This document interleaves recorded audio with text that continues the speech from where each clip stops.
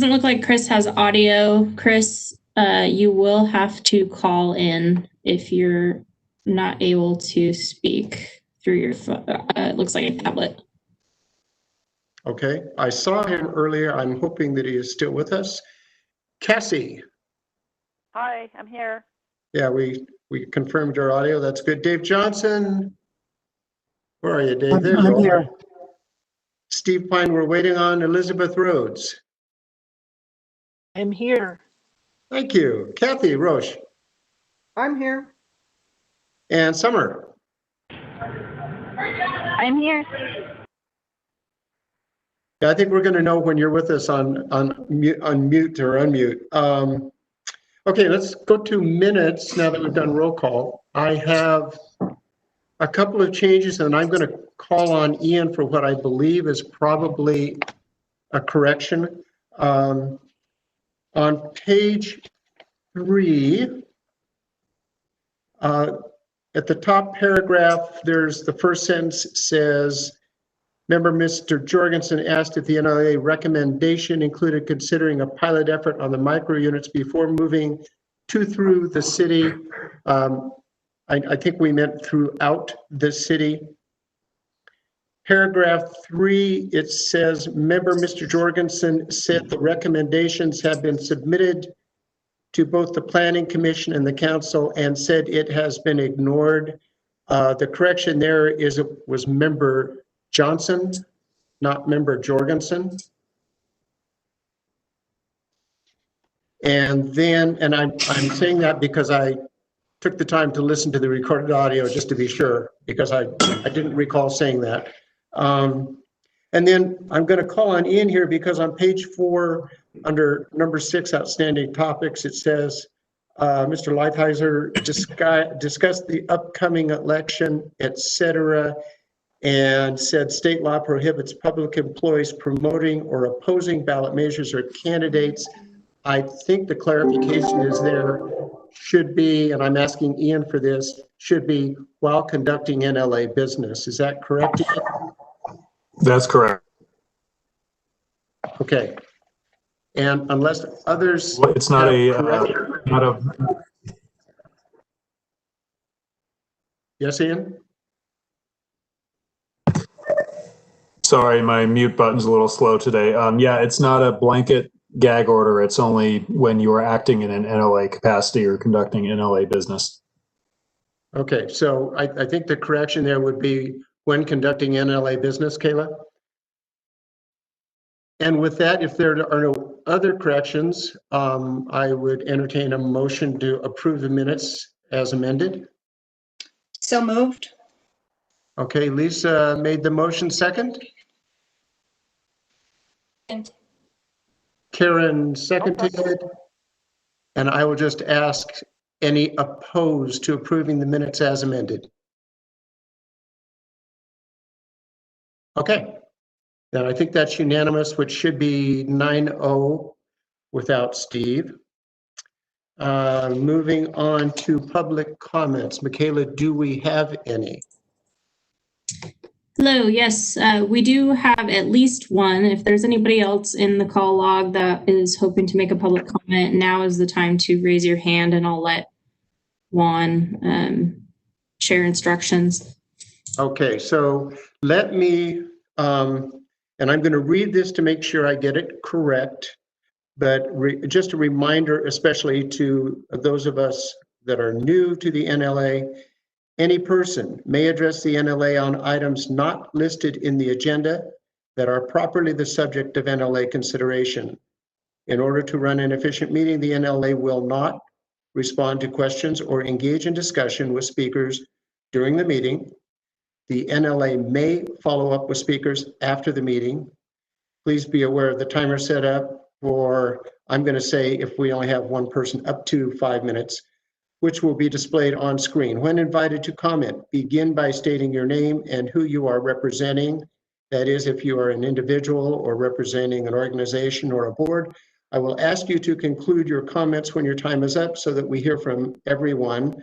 This is an opportunity to provide public input. It is not a time to insult others, level personal attacks or threats, disrupt the meeting, or in any way discourage anyone else from participating. People are free to disagree with each other on issues, but we must do so respectfully. We ask and expect everyone to abide by these rules. And I hope that all that I said really isn't all that necessary. So with that, who is prepared to give us public comments, Michaela? Yes, we have Karen Johnson.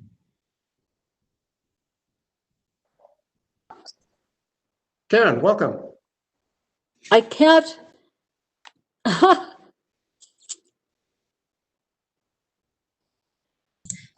Karen, we can hear you. Oh, now it looks like you're muted again, and you're unmuted. Try Okay. now. Can you hear me?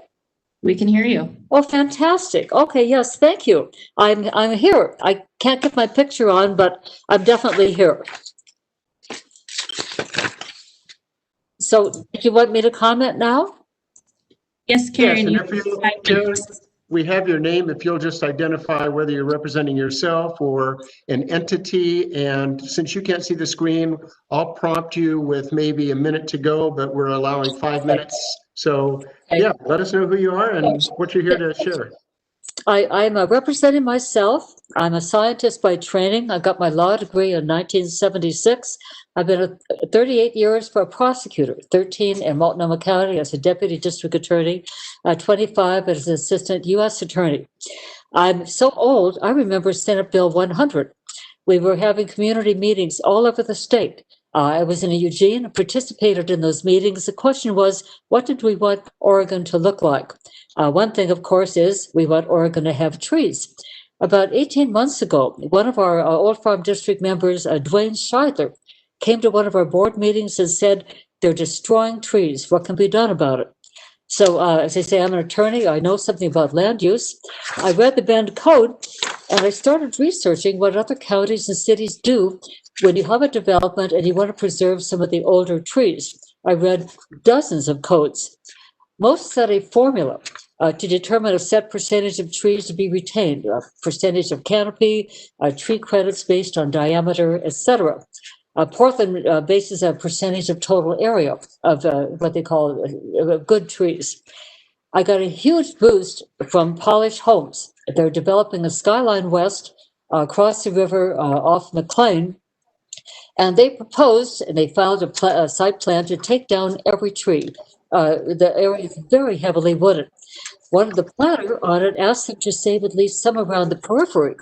And the answer was, we're not going to because we don't have to. And their burden of proof in this case, I can provide you with the PZ number. I have, in fact, my brief. Bend Code 3.2.200 is in conflict with Oregon state law. ORS 197.3074 provides that there be clear and objective standards, approval standards for developments, and in fact, the Bend Code is hopelessly vague and subjective. Polish is 100% right. J.L. Ward has also joined him, and they're 100% right. I sat down and researched the Land Use Board of Appeals, that's LUBA, appeals decisions on what constitutes clear and objective, and the Bend Code clearly does not pass muster. I met with Polish Homes, Chad Bestworth, Hayden Homes, Deb Flagan. I said, what do you need to be able to save more trees and yet achieve your desired density? That's essential. And the answer was, we need more room. And if you reduce the local right-of-way from 60 feet down to 50 feet, that would give us room to design around the older trees. I started looking at state law. In fact, the Bend Code is in violation of state law as well. Oregon Administrative Rule 660.012.00457 says cities are supposed to establish standards for local streets and access ways that minimize pavement width, and they have not done so. I found the neighborhood street design guidelines, a statewide consortium of all of the cities, counties, fire emergency responses on what is an ideal width for local streets, and they reduce. they reduced them down to as low as 42 feet. 60 feet is not recommended by the state guidelines. I met with 3 city planners. They said, why the 60 feet? Because of snow. I have an account with the American Planning Association. Identified the 10 snowiest cities in the country. I asked them to run a check on what the right-of-way for local streets is on those cities. Everyone, only 3 had a right-of-way of 60 feet. Everyone else has 50 feet or less. I asked the city attorney to review my code. Her answer was, the staff writes code at the request of the city council. The bottom line is, Ben has no code in place. Something has to be done. And I am asking NLA to support my endeavor to get the city council to direct the city attorney's office to do something about our tree preservation code. I have a 40-page document, pictures, summary, legal brief, and then the proposed code changes that have to be made. And I would like to send it to everybody if I can get their NLA, or if I can get their emails, or actually I think Michaela, you already have a copy of my brief, don't you? Yeah, thank you, Karen. And we've reached. I want you guys to support this because the trees are falling and there is nothing to protect them. Thank you. Thank you, Karen. So each of you have received her paper in the public comments that were sent out prior to the meeting.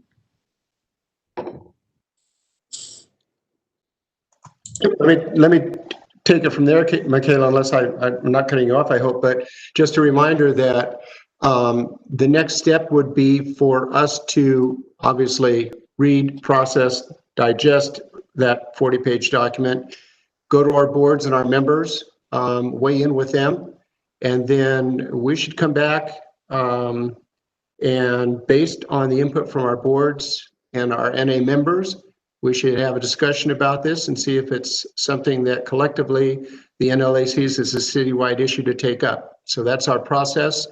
And unless there are questions about that, I would say thank you, Karen, for participating, and would move on to. So thank you.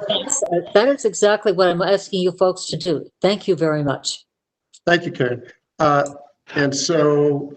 And I'm sorry, Chair, we have a couple members of the public joining us by phone, and I just want to make sure that we give them the opportunity if they want to provide public comment, and if you're okay with me providing them instructions on how they can raise their hand. So for those of you who are joining us by phone, if you want to use your keypad on your phone and press the star key followed by the number 3 to raise your hand to signal that you'd like to provide public comment, this is the time to do that. Please, again, if you're joining us by phone, please use the keypad on your phone and dial star 3. And Michaela, if we do this, if we do have further public comments, please set the timer for 3 minutes. Noted. And at this point, I'm not seeing any more hands, Mr. Chair. Okay, thank you, Juan. So next up, speed radar program and speed enforcement. Robin Lewis and Sergeant Baldwin. Who's leading that discussion? Robin, you going to kick it off?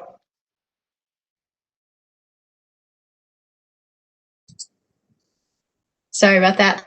Kick it off. Is that okay now? I wanted to share a screen, but I don't know how to. Hi, Robin. We'll have Juan give you presenter. You should see the option to do that in just a second. Yep. Okay. You should be getting it right now, Robin. Aha. Thank you.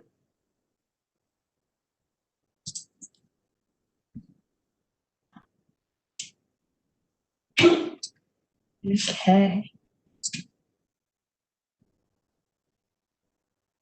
I don't know. Can you guys see that? It's kind of tiny.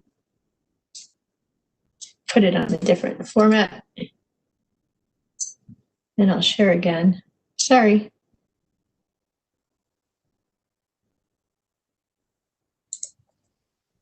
You're good, Robin. And also for those of you on the left side of the screen, there should be the ability to zoom in so that you can see what is being presented better if you need that option.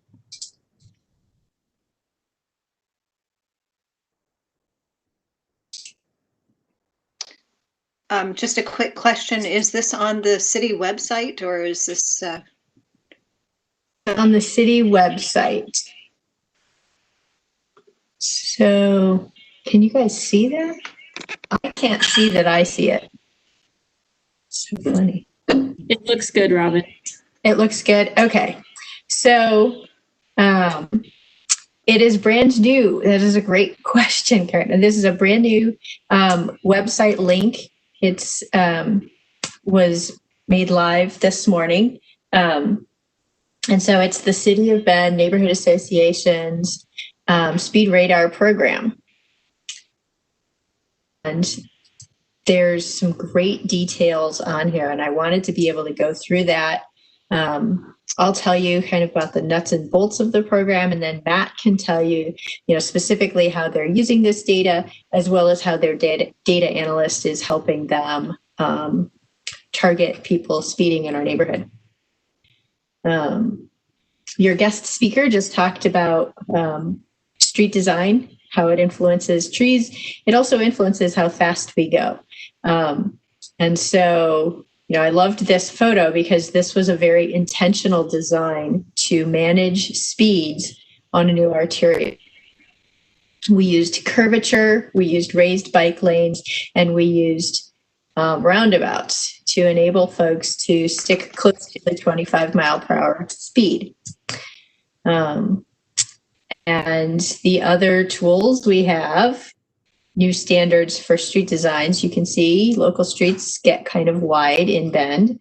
That does lead to speeding. Typically, they're very straight. And so we've got this program where we have 5 of these sign-mounted radars, and we have 2 trailer-mounted radars that we put out.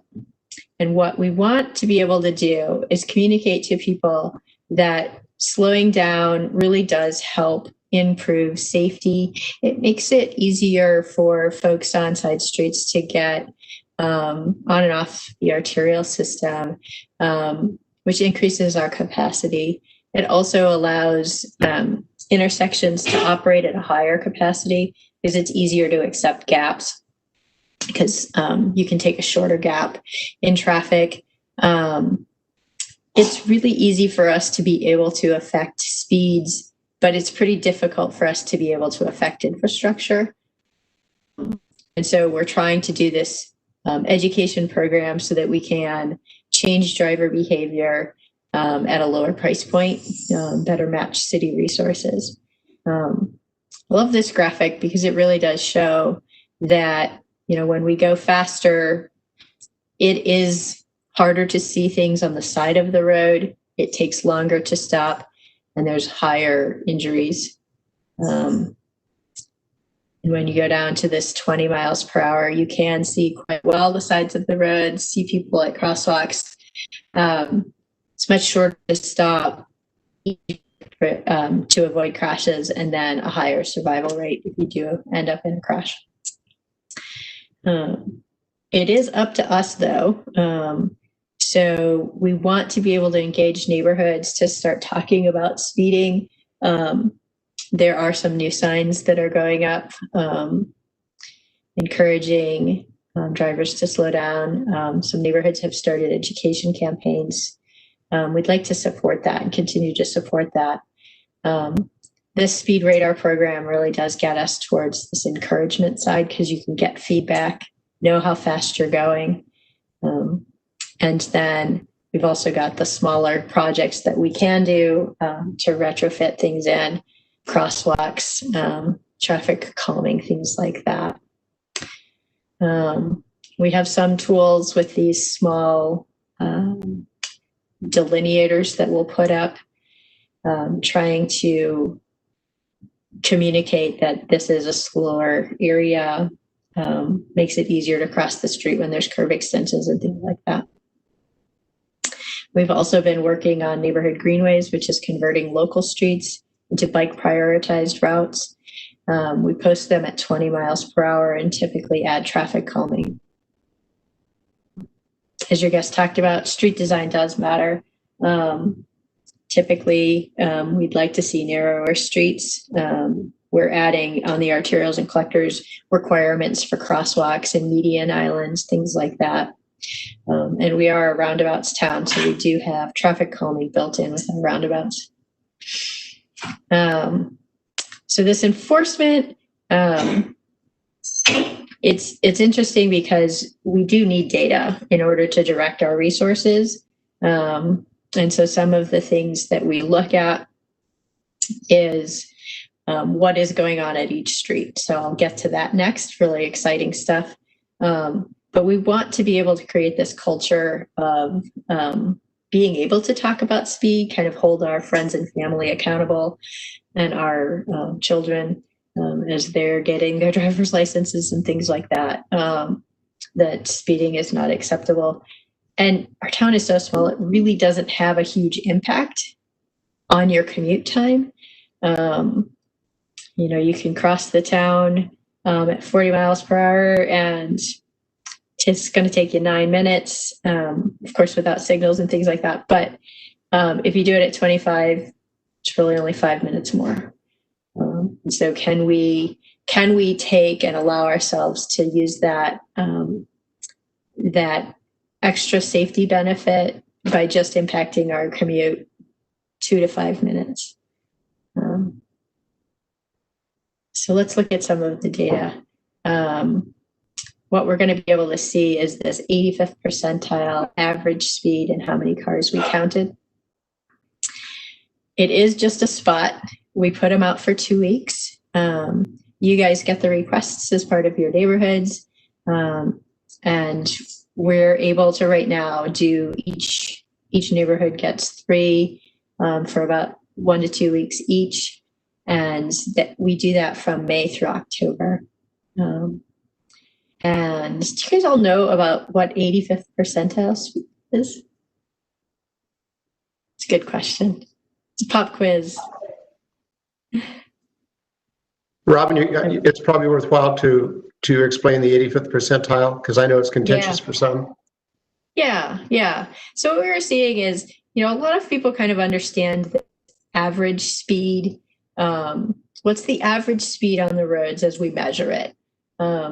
But the problem is that really masks issues for us, because you can have someone traveling very fast and someone traveling very slow. They cancel each other out.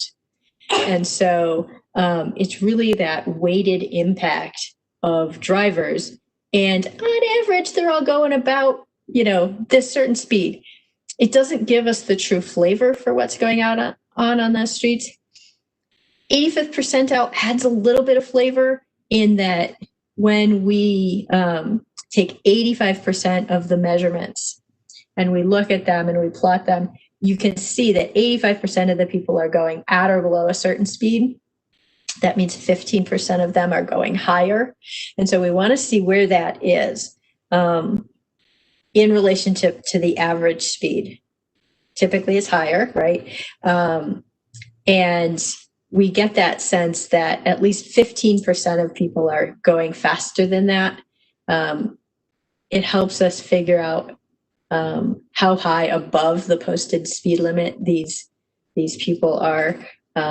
It's still missing it because we don't quite know, what's the highest speed out there. We're not being presented that. But at least by using these two together and looking at the volume, we can give that data to Matt's team, and he can triage and best apply his resources to make sure that he can kind of have the biggest bang for the buck. And so if we look at a couple of streets out there, like now you'll be able to explore this and click on each unit and see what was going on. So we measured this in August, and speeds, the average speed was 37. It's posted 35. So we already know that about half of the people are traveling above the posted speed limit. The 85th percentile is 42, so that's already 7 over. And then 15% of the people are going faster than that. So we get a sense that that could be a problem. We look at, like 15th Street just nearby. It's better. It's posted a little bit slower at 30 miles per hour, but the average speed is 32, again, a little bit higher. 85th percentile is 38. So, but more cars are on this street. So we'll look at that in relationship to how to deploy resources. And we'll look at a couple of local streets. I thought there was a couple of interesting ones. Northeast. Let's see. No, your screen's too big.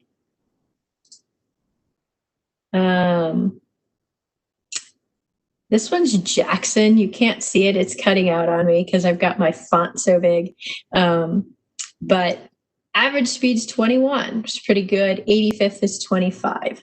So we're very comfortable that this is probably a pretty okay area. As you go around the corner, maybe it's got some issues. Also not too bad though. There's only 223 vehicles that were measured. It's gonna be okay. Here's another one. Oh, I was up a block. This one's Jackson. Again, 85th percentile is not too high over.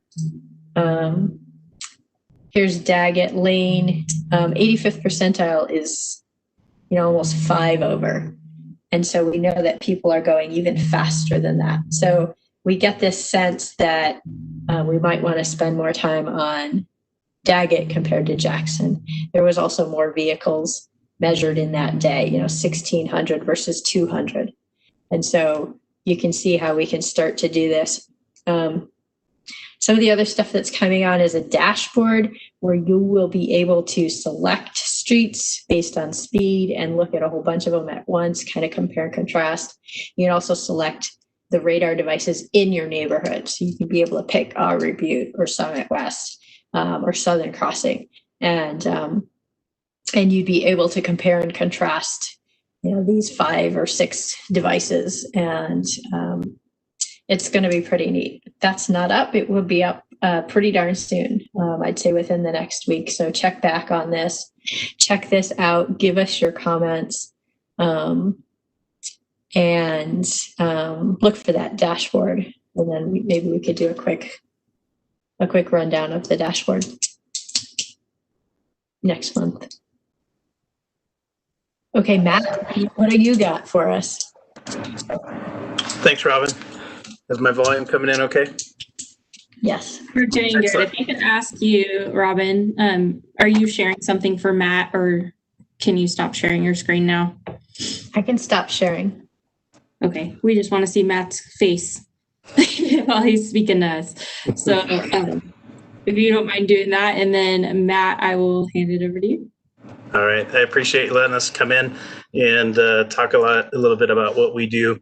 So this program works really well for us. There's only 3 of us right now in the traffic unit. As you can imagine, with the hundreds of miles of roads throughout the city, it's tough to prioritize where to go and how to attack different issues. And so this sign data really helps us direct and be efficient in our patrols, as Robin talked about. It's a daily triage for us on where to go and how to mitigate crashes in town. And so I don't have exact numbers, but we continually daily are getting neighborhood speed complaints. And this program is going to allow us to get a sign out there, collect data over a couple weeks, and then we can use that on where it falls within the community of other areas and to prioritize that for us. As you play with that program and you look through there, each of those green dots that has data in it, almost all of those, I would say all of them without maybe just a select few, they are there because of a complaint. And what we've found in our experience, I've been doing traffic now for 10 years, is in the past, we would get a complaint from a community member and we would send an officer, and no matter what other information we had, we would send an officer and tell them we'd be right there if we could. And, we'd spend 15, 20 minutes and run some radar, maybe stop a car, maybe not stop a car. But by then we're moving on to the next complaint. And we're kind of just throwing Band-Aids out. We really weren't doing anything to make the city much safer. We were trying to make people feel good was about all we were accomplishing. So what this will allow us to do is to better use those numbers. As you play with those numbers, look through there. As I said, they've come in with complaints. What we found is a lot of times, I live on Roosevelt and it's heavily traveled, but it's not high speeds through there. But a car typically will come through there at 20 to 21 miles an hour, probably. That would be an average speed. And so if a car comes through there at 30, it's going to look very fast to us and my neighbors. But in the whole scheme of things, as you look through the numbers and the speeds we have in town, that 30 in a 25 mile per hour zone may not rise to the level of data that just came back for us on Galveston at 15th and 16th, that is 13 and a half miles, the 85th percentile is 13 and a half miles over the speed limit. That to us is the top priority right now with the data that just came back. So that's a little bit about how we're doing it. I probably could go on forever. I can share my email, anything. I'd love to communicate about this if you have specific questions. Just a little bit about what we're doing. We have 2,700 to about 2,800 reported traffic crashes to us. The three of us are kind of the priority, or the main three that go out and handle those calls. And as you can imagine, we only work 4 days a week. We start to get very little time on the road as we're handling those different activities. So a tool like this is huge to us to be able to know where to go. And, it actually can give us a time frame too on, if it's not just a typical morning passing or an evening passing, maybe there's something unique to that neighborhood that has, a peak and a priority there. Some other things that we're using is in there, we're trying to layer several different things. The miles per hour over the 85th percentile, we're trying to use crash data that we have and to layer that into these streets. We're trying to look at the daily volume, because that's going to matter. The more volume we have, of course, the more potential conflicts we could have. Maybe we don't have a crash yet, but a higher volume, say 2,500 a day versus 250 a day, you can see where the potential is there. And then, like Robin talked about, our greenways are heavily pedestrian and bicycle trafficked areas. We know that the severity of a crash there would be much more severe. So those are the kind of things that we layer and we try to take into account as these complaints come in. What we would like to do and really have you help us with, and the leaders of your community, is rather than someone circumventing the system with a complaint that has no other factors in it that we see, we would rather them go through this system. You help us triage those complaints and help kind of prioritize those for your neighborhood, and be another layer to help us vet out some of these that maybe is a one-off. Maybe it's just a person got mad at one car that came through and that generated the complaint. So our intent is hopefully, if there's no other circumstances coming in as far as crash data or something we're aware of in our experiences, is have them go through this process, have a sign put out there. As the data comes back, then we'll be able to help address it. So I think I kind of hit on all the points I wanted to. Any questions or anything, or how do you want to do that? Sure. We can get to questions in just a second. I just wanted to rewind a little bit for some of our new reps too. If you're coming in here, the reason we're talking about the speed radar program is because that is a program that is owned by the neighborhood associations. It is every time the city receives requests for these radar signs, we direct them to the neighborhood associations so that those boards can prioritize where these signs should be located and then submit that to our streets team. So for many of you that were involved in that process this year, this will share the data that was collected, and you're the ones that put forward those 2 to 3 locations that you've identified as hotspots per se in your neighborhood. And so this new website that you have should be able to give you that data. I know, Karen, you've brought it up in your rep reports that you're wanting to see, what is this slow down signs? What is the impact that they're having? What is that in relation to our NSSP program? And so this is kind of just helping everything tie together. And hopefully you're able to get some data that's useful out of that, as our police are, obviously. So if you have questions for Robin or Sergeant Baldwin, then go ahead and raise your hand. I see Hans, you have a hands up. So let's start with you. It seems that if we are collecting the actual speed as people are approaching a reminder about their speed, that a lot of people are going to slow down. So it seems logical that the speeds we're recording would probably be a little bit higher if we didn't have this visible reminder. Is that a correct assumption? Yeah, no, I think that's a true assumption. Okay, so when we instruct people to look at this map, we don't need to color or flavor that a bit, but I guess when we look at this map, if we see that the 85th percentile is 10 miles over, it probably, if it wasn't for that recording device and that visible reminder, it might be 12 or 13 or more over. I think, Matt, from your experience, you probably know that when people aren't reminded, they probably go a little faster, and when they are reminded, at least temporarily, they slow down. Yeah, and I would almost say even when they are reminded, they don't slow down. I don't know if notorious is the right word, but I've started to sit beyond the sign, and I don't think it's any better evidence for court if they've passed the sign that told them their speed, and then they come across me and meet me at a high speed. And so I'm trying to give the sign some legitimacy, and I think a lot of us, we go on our commutes daily unconsciously driving from A to B.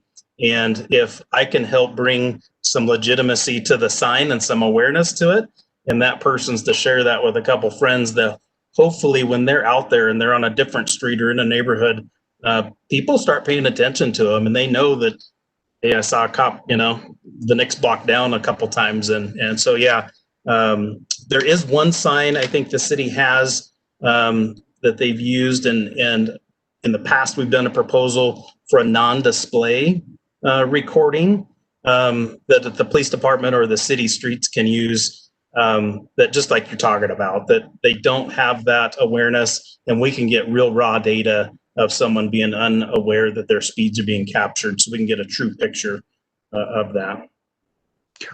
I thank you for this tool, because like all the other NA board members, we get inquiries and it's what can we do? And enforcement, I like to speak to enforcement as part of the 3 E's, and honestly, Robin created a 4th E, encouragement, but being able to say, if you have a concern, see if the data is reinforcing your independent observation, and if so, relate that to BPD, and it'll have a little more gravitas in terms of their priority. So thank you. Absolutely, thank you.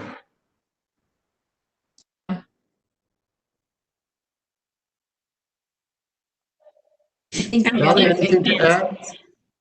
Yeah, the other thing you can think about is, because these are complaint driven, even when the data comes back and shows that folks are going close to the 25 miles per hour, maybe that indicates that 25 is just too fast, right? That people are really reacting to that difference between a 20 and a 25 mile per hour zone.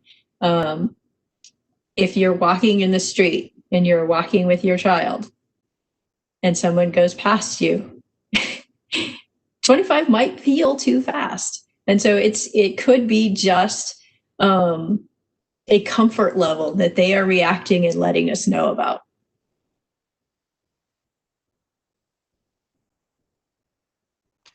I'm going to comment on Robin's comment about comfort zone, because I've had some other discussions with both BPD and Streets and Operations, and I think one observation is that independent of posted speed limits, drivers drive at a speed that they are comfortable with. If it's a nice wide 4-lane like the Parkway, It may say 45, but if drivers are completely comfortable with 50 and 55, that's often what they'll do. So especially to Robin's point, if it's a wide residential street and happens to be 25, somebody may be comfortable going 35. And if you're standing there with your dog trying to cross or your young child, that 35 seems incredibly fast. So we also can educate, I think, some of our residents on some of those factors as well, and I'll leave it at that.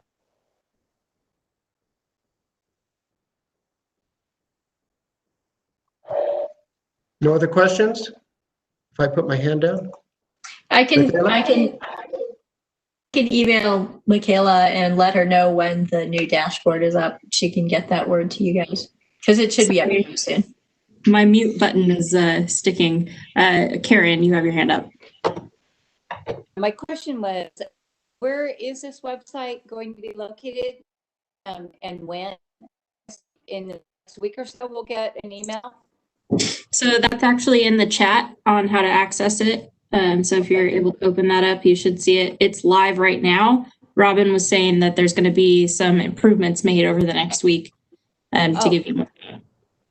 Okay, and then I saw somewhere, I think quickly, that someone could request a sign on the website. Yes, and interestingly, it directs it right back to the neighborhood association. And so it gives people links to their neighborhood association. They can figure out which neighborhood they need to email, and then they'll push that request to you guys. That's great.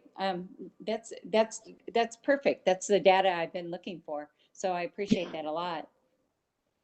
Yeah, we appreciate you guys. So, you know, it sounds like March, April is when you guys start getting those requests. And we process them in, end of April, and we start our program in May. So it's going to be, an annual cycle.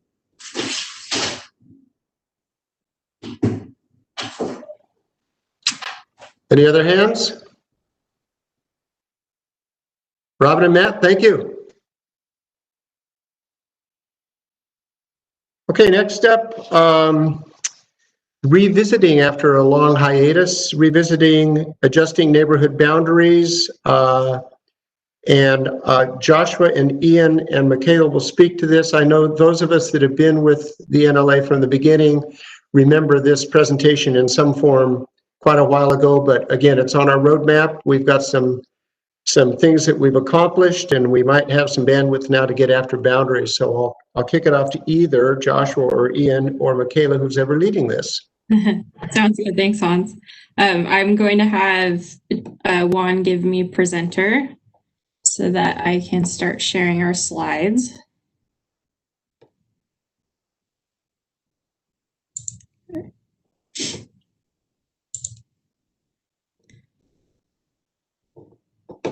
Great. And I'll just give you just a quick overview before I hand it over to Joshua and Ian. We have talked about adjusting neighborhood boundaries for quite a while now. It was actually included in our strategic plan as an NLA. So it is under Goal 1, Item D, which is to initiate a review of NA boundaries to ensure effective representation for all community members as Bend grows.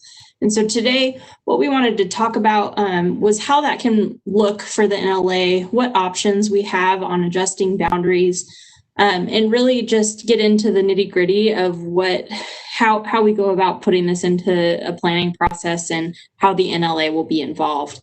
So last month, we asked for the interest of NLA reps who want to be involved in this project. And today we'll give you more of a timeline and options for what it's going to look like moving forward. So with that, I'll hand it off to Joshua and Ian to give the background. Great, thank you.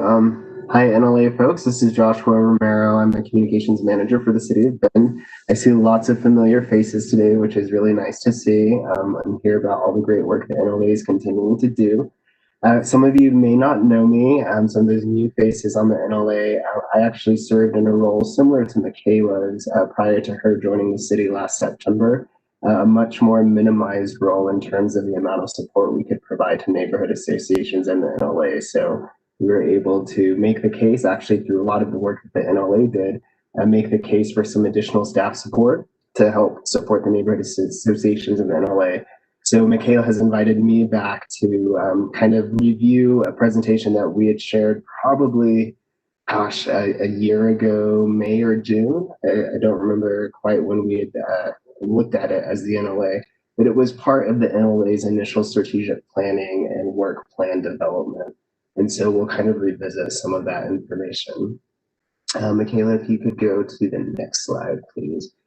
So our starting point, and I'll let Ian jump in at any point where he feels appropriate, is to look at Bend code around neighborhood associations to understand how a neighborhood association is defined according to Bend code, how neighborhood association boundaries might be adjusted, how you add neighborhood associations to the code, how you might remove or suspend recognition of a neighborhood association. So this slide here really just kind of provides direct from code definition of what a neighborhood association is. It's a pretty broad stroke in terms of who is a part of a neighborhood association. It's residents 18 years or older, property owners, and any legal entity that operates a place of business, professional office, government agency, or a nonprofit within an area of the city. Participation is voluntary for anyone who's in the association, and neighborhood associations are formally recognized, which offer an opportunity for those comprising the association to participate in the decision-making for their neighborhood, particularly on land use matters. I think that's an important piece, sort of phrase there, because neighborhood associations initially, when they were incorporated into city code, it was part of our land use process, and particularly providing an opportunity for folks at the neighborhood level to have a place in land use decision making. So I think historically neighborhood associations have typically looked at land use issues as a top priority, but those are not necessarily the only issues that neighborhoods are concerned about. So that's just important to kind of point out that a lot of the work that neighborhoods have historically done have focused on land use because initially in code, that was their connection to city business. And then on the next slide, we kind of go through existing neighborhood associations. What's important about this is as of January 1st, 2011, City Code recognized 13 neighborhood associations by name. We'll get to why that's important a little bit later, but the key part here is in current City Code, as code is written, there are 13 identified and recognized neighborhood associations by the city, and each of those 13 have a specific name attached to them. And if we move on to the next slide, recognizing new neighborhoods. So part of my work with neighborhood associations and the boundaries kind of early on in my time at the city, I actually got to work with one of our previous attorneys in the city attorney's office, who was the lead author on the Bend code related to neighborhood associations. What's really unique about how this code was developed is there was intentionality around some level of autonomy for neighborhood associations, particularly coming out of the recession where we had to get rid of what used to be an Office of Neighborhood Involvement here at the city. That went away back in the recession in 2008-ish. And then we've slowly been able to add more staff support to that. But what's important about that is there was some intentionality and some level of autonomy and distinction between the city and neighborhood associations. In terms of the city recognizing neighborhood associations, but them not necessarily being attached to the city as public bodies that have the same reporting and legal requirements and public records requirements that the city would have as a public agency. So when we look at recognizing new neighborhood associations, there's actually a lot there. If you go back real quick, Michaela, there's actually a lot there in terms of not a lot, there's a lot of information there, but there's a little bit of a lack of specificity. So there's a lot about recognizing neighborhoods when they are already in an existing association. So really what this section is about, residents, property owners, legal entities that operate a place of business. So it's the kind of same criteria around membership in the city, not with an existing neighborhood association, could seek recognition for a neighborhood association. But for the city's part, we will not recognize a neighborhood association if it includes any territory of an already recognized neighborhood association. And I think that's kind of important to note because I know among the NLA and some neighborhoods, there's been this question about, well, what if we adjusted boundaries of neighborhoods? Well, there's actually a process outlined in current code that says what we will and won't do to recognize neighborhood associations from territory that's already in recognized neighborhood associations. So here there's a whole process that folks who live in that territory that would be transferred to a new neighborhood association would have had to agree in writing that it would get transferred to another neighborhood association. I think that one, it's a majority of members. So past legal direction has said that's like a simple majority. So then trying to identify, what your member count is and what a majority would look like to transfer that to a new association becomes some work for neighborhood associations to kind of determine and move forward with. And Michaela, if we could move on to the next slide. Bend City Code does outline termination and withdrawal from recognized neighborhood associations. So a neighborhood association could voluntarily dissolve itself and just inform the city of that dissolution, and then the city will terminate recognition. The city could terminate recognition of a neighborhood association if it has not held a general meeting in the past 18 months. That's part of why Michaela does her annual compliance reports. That's to collect information to just confirm that neighborhoods have had an annual meeting within the previous 18 months. The city shall terminate recognition of neighborhood association if it receives a petition signed by a majority of the registered voters in the area. So that's kind of a little different threshold than just membership in general. It's referring to registered voters. If they were to request that the neighborhoods association no longer be recognized, and then the petition must include a map showing the area that's being withdrawn from the neighborhood association.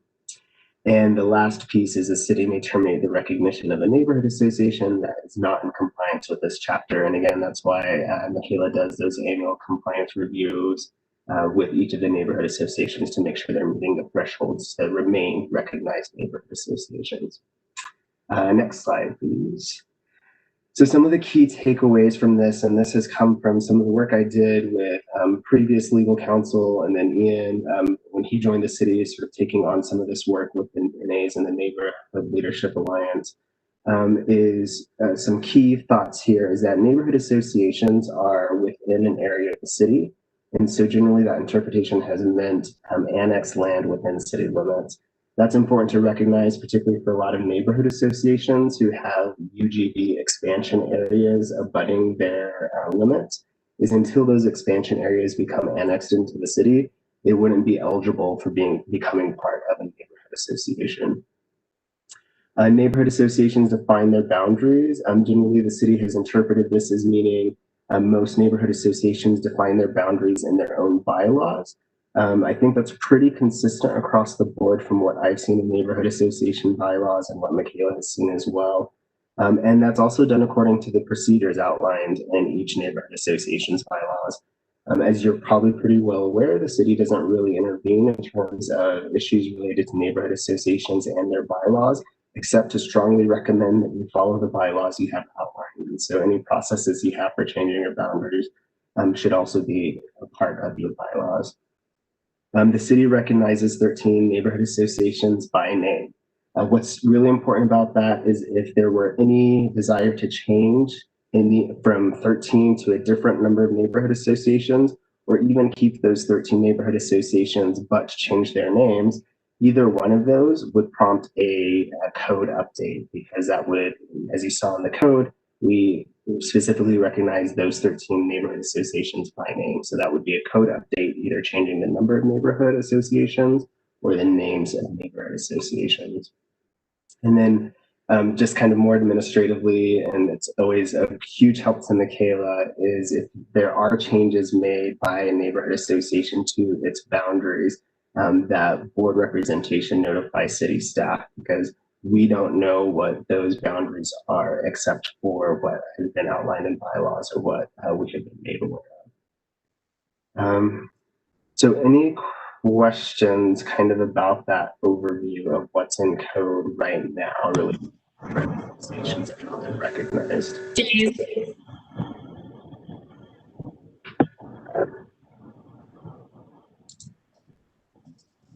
Dave, you're unmuted. Did you have a comment? I see your hands up. Are you talking to me, Michaela? Yes. We have several problems right now. The first is that we have bylaws and we have updates to those bylaws. However, our bylaws require the vote of a general meeting.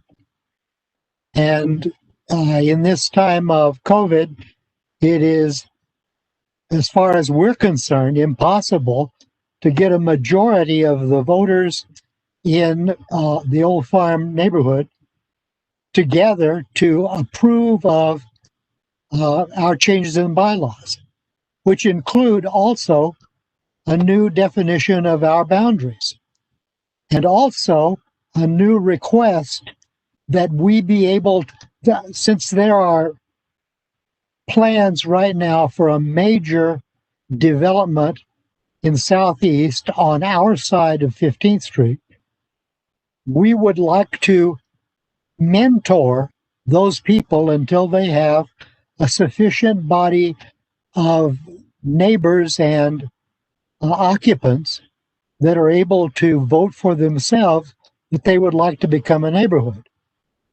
And there's no approach, there's no legal right now ability for an NA to adopt a fledgling NA and bring them along until they are ready to take over for themselves. So we've got those two problems that are facing us. First, we can't get our bylaws changed.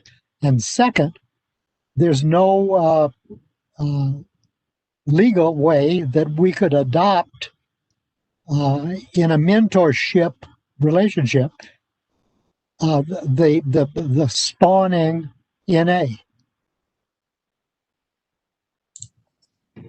Dave, so we're going to talk a little bit about some of the options, understanding and recognizing those hardships. I also am curious, Karen had asked about getting together with other neighborhood associations on bylaws, and I had sent that out. I don't know if that's something that Old Farm is interested in, partnering with other neighborhoods. You can change during a state of emergency your bylaws to adapt to virtual meetings, or we can't give specifics on that, but I know that there was a group of NAs collaborating. Okay, I'm still concerned that there is no legislation that allows mentorship until the majority of the people that are moving into these new developments get settled enough and organized enough to where they can support themselves. Sure, and I think there's a good opportunity here, and we'll share some suggestions on how we can accomplish that. But the NLA taking a role in this will streamline that. So we'll just let Joshua continue on, and then we'll get to the specifics. And if you have questions, feel free to raise your hand. Okay, thank you. Thanks, Michaela. So yeah, we'll talk a little bit exactly the issue that Dave had just mentioned, sort of the UGB urban growth boundary update that happened in 2016. This actually got approved by the state, I think, my second month into the job at the city. So I was pretty familiar with it coming on board. But essentially what it is, this map, it's a map that I think many of you have seen already or have some level of familiarity with.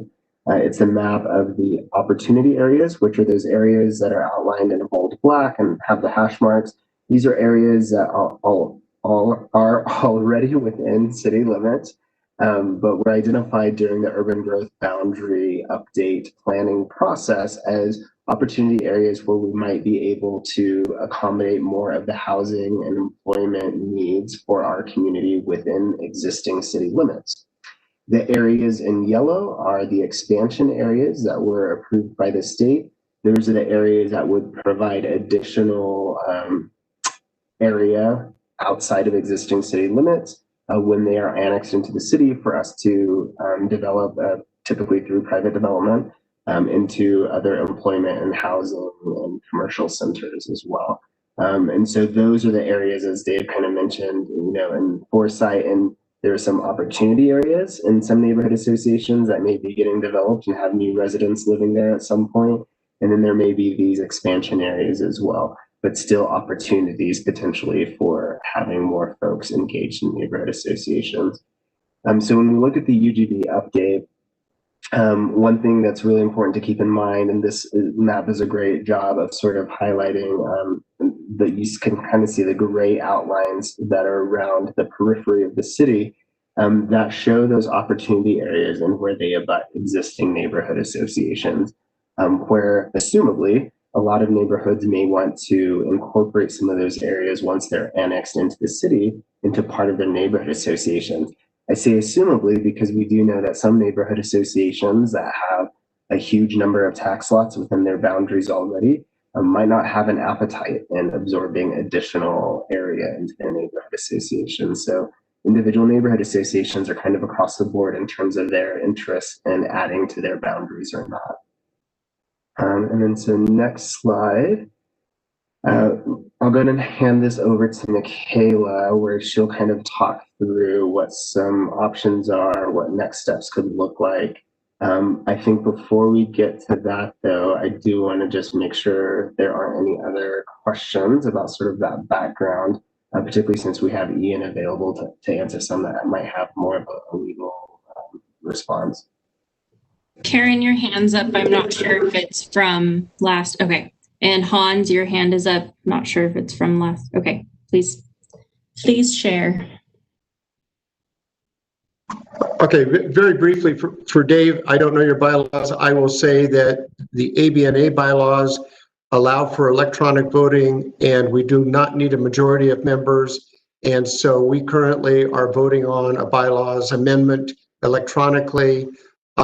Maybe that helps. Maybe you could explore that, but that's another issue. I'm happy to speak with you offline on that.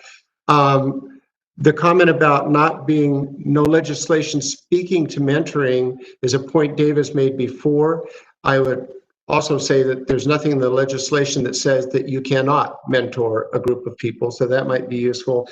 But my question goes back to a couple of slides prior, and that is council approval for the recognition of a new NA.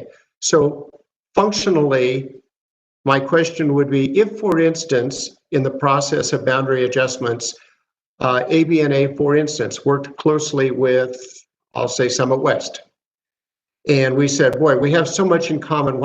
We're all so close to Aubrey Butte. Why don't we not change the name and become a mega NA? We won't be a new NA. We'll just, if everyone agrees to change the boundaries, we don't need council approval. So I guess it's a question for Ian. I'm not looking for a workaround. I'm just looking, how strict is that recognition of a new NA? Is it a name change? Is it a boundary change? And if two NAs wanted to merge, could they without council approval?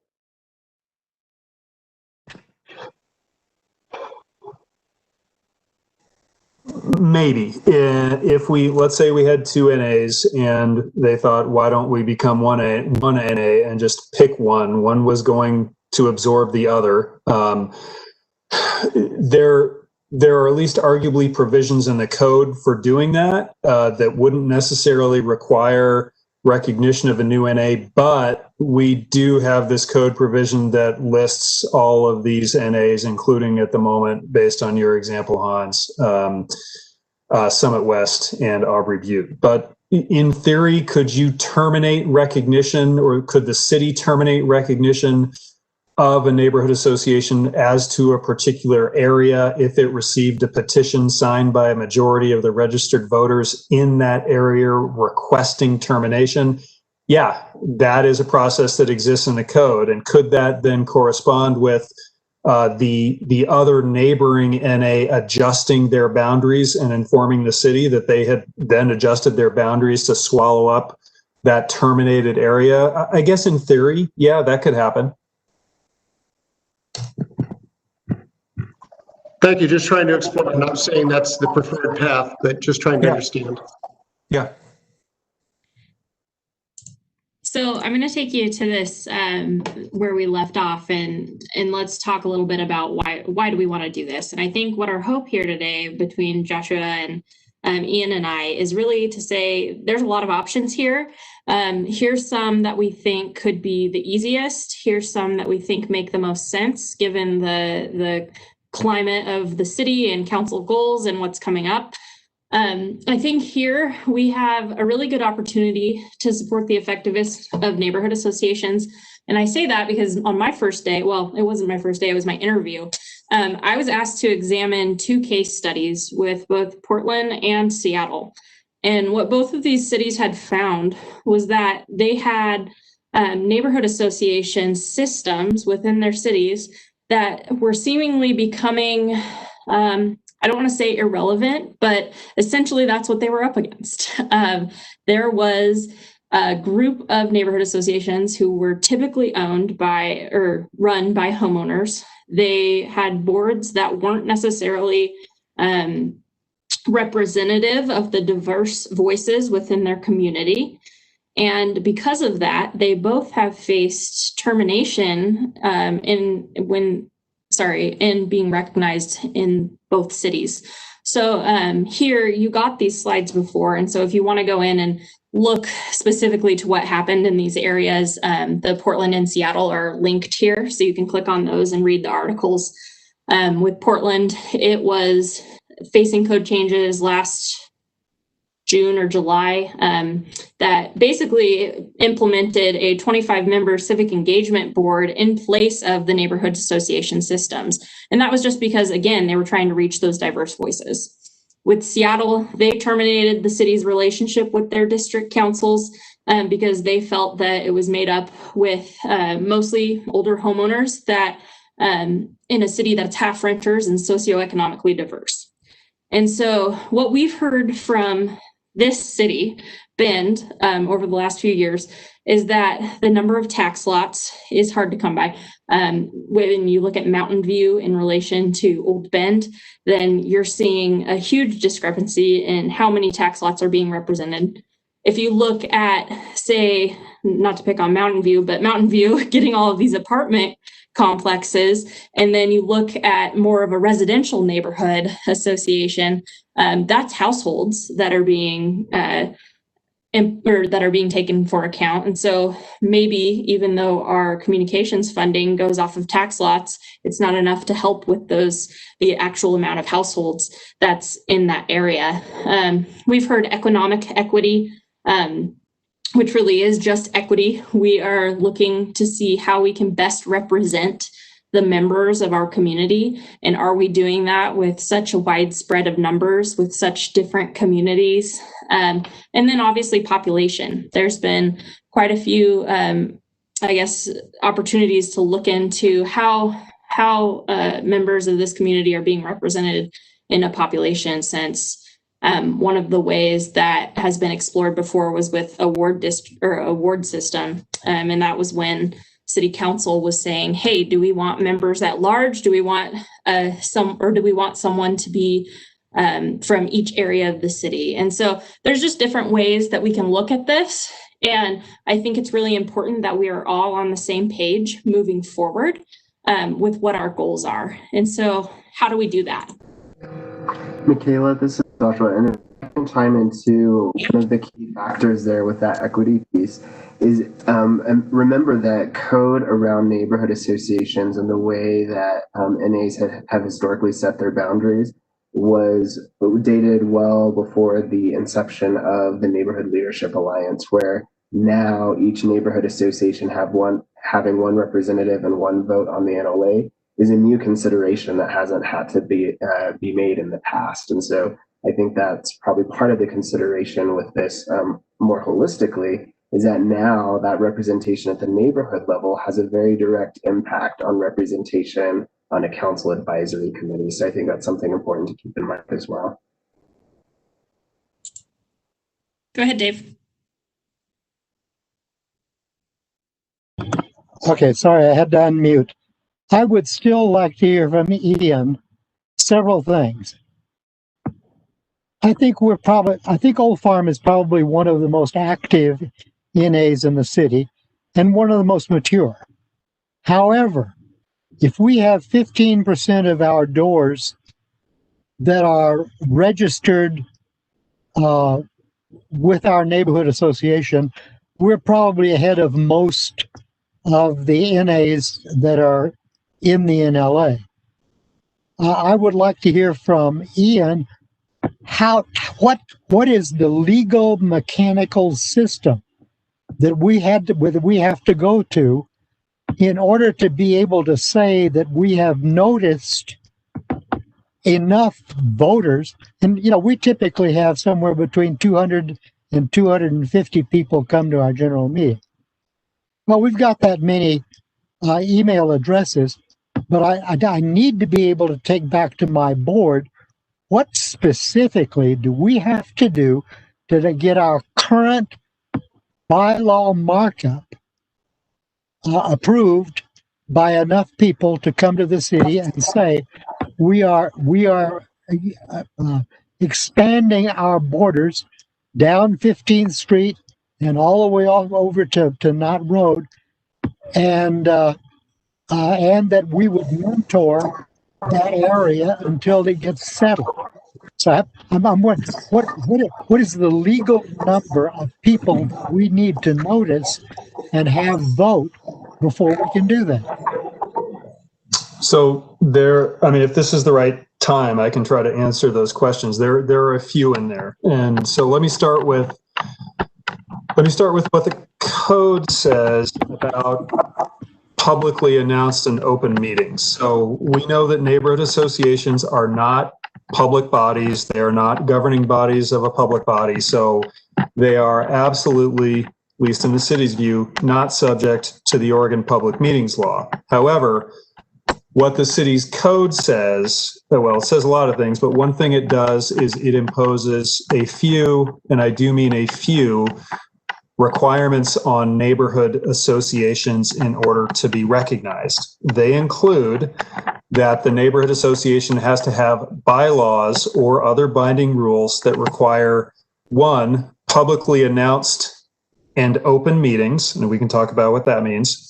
Two, that the bylaws govern election of board members and or officers and meeting procedures.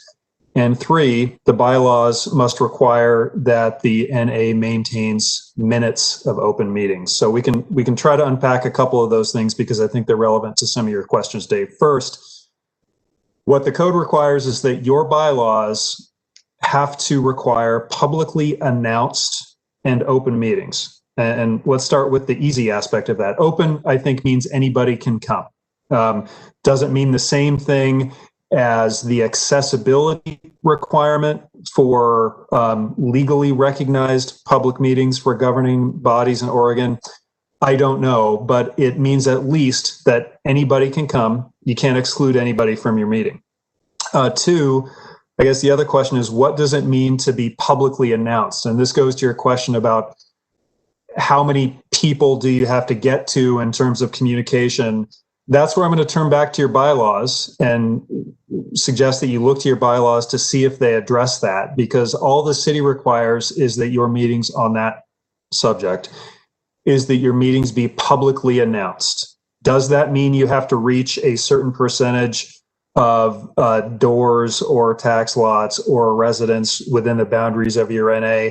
No, I don't think so. And I can't tell you doesn't mean you have to reach at least 10 or 20 or 50% or some other arbitrary number. The city doesn't specify what that requirement is. And I can also tell you that I think if an NA is making a good faith effort to publicly announce their meetings and make them open, the city is very unlikely to come in and say, you're not publicly announcing this enough. You're not getting your announcement out to enough people. If you're making a good faith effort through reasonable channels and mediums, whether that's social media, your email list, posting things, whatever you use, that's probably sufficient. So does that okay, let me give you a hypothetical.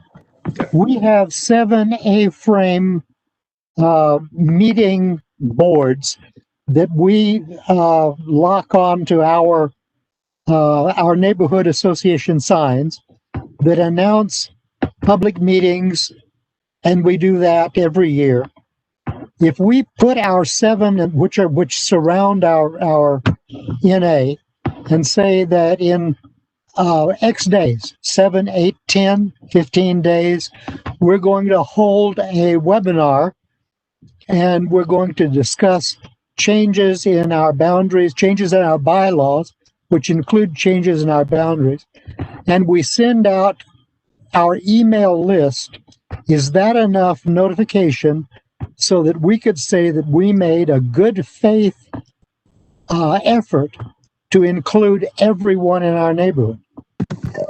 Well, I think it's enough to say that you've made a good faith effort to publicly announce your meetings, which is what the code requires. The question of whether you need to try or need to reach everything in your neighborhood is not really something that the city is going to weigh in on. That's not what the code requires. No, but what you do need to do is make sure that whatever you're doing is consistent with whatever your bylaws say. Our bylaws that we are trying to change, or the bylaws that are in existence right now that we haven't been able to change because we haven't been able to have a public meeting in a year. Mm-hmm.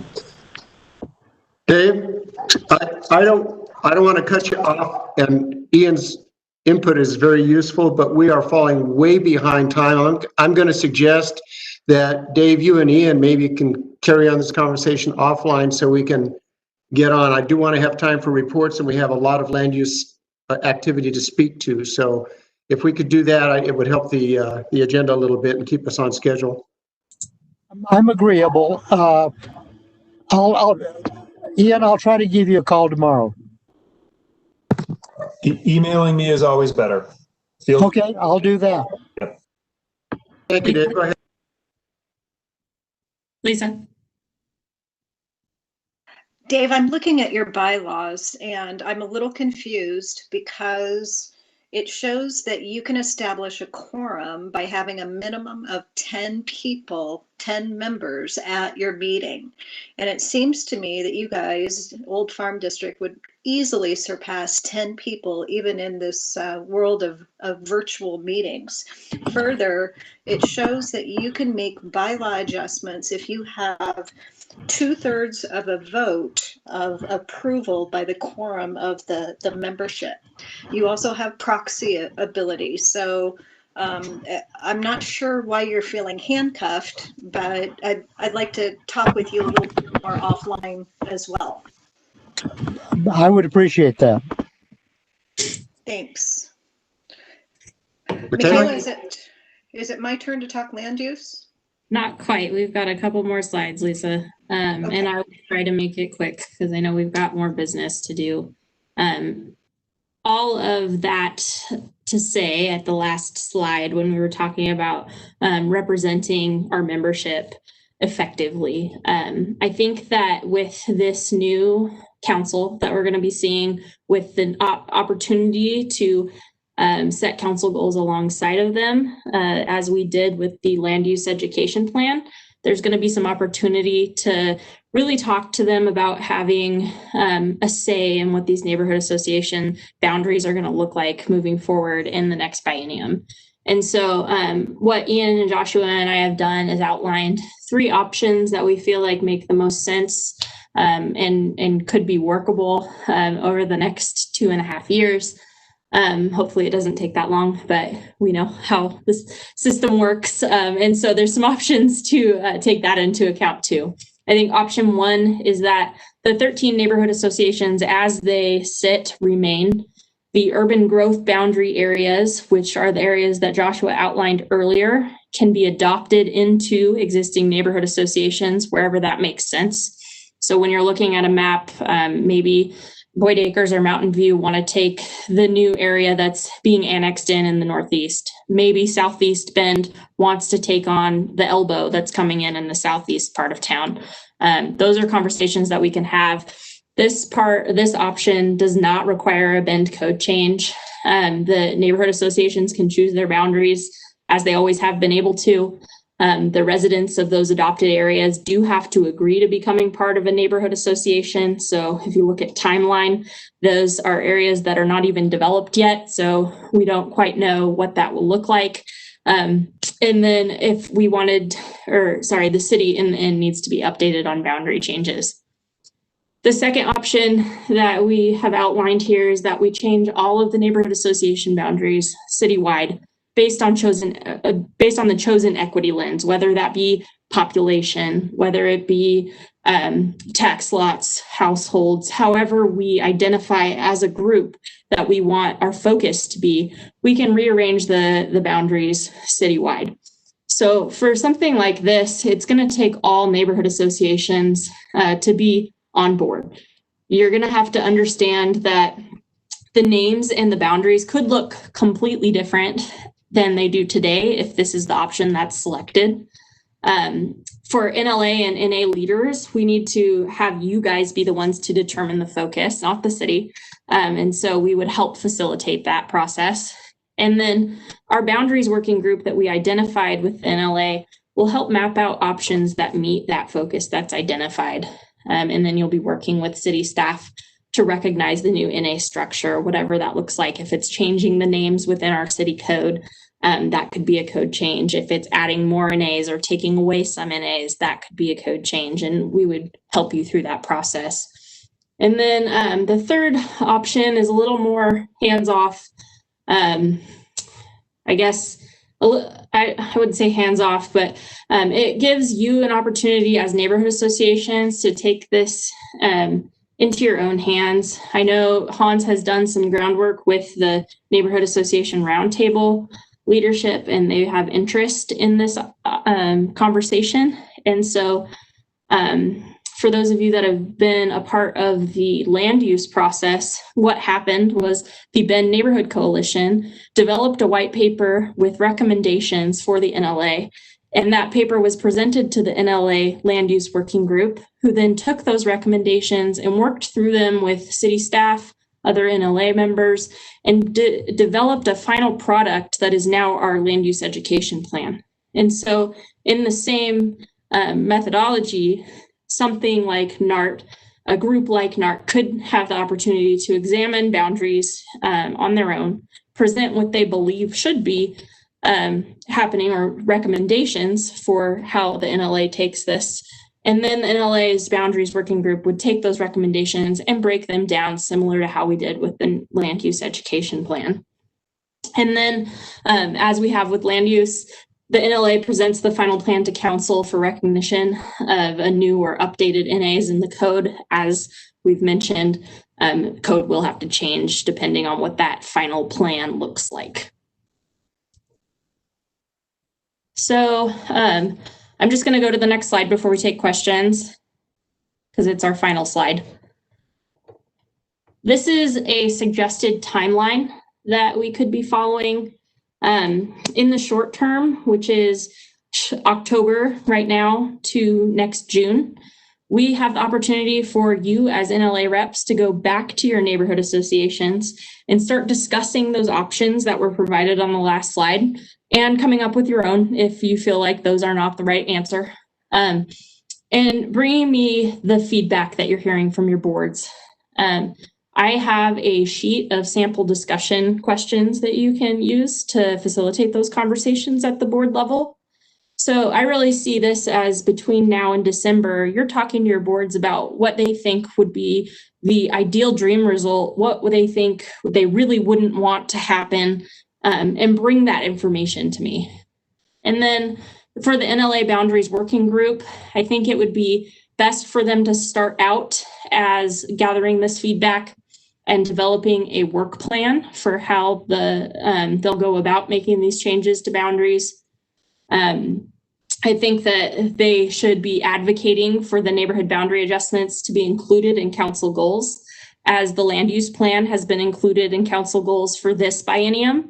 It would be very similar. It just means that we would get extra support and resources, and that we would be in alignment with the direction that the city's headed, as well as we look at these equitability issues and how we're representing our members as neighborhood associations.